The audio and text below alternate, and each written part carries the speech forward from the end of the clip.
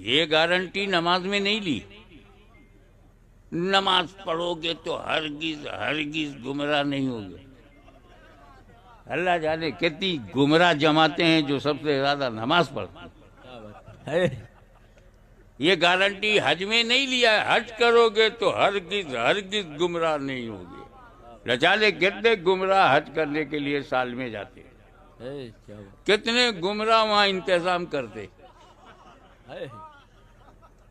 मगर तुमने कुरान और अहले बैत को मजबूती से पकड़ा तो हरगिज हरगिज गुमराह नहीं होगे।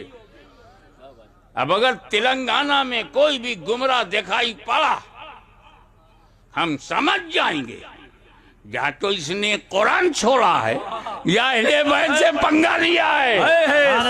नारे तकबीर, नारे रिसालत, या रसूल अल्लाह।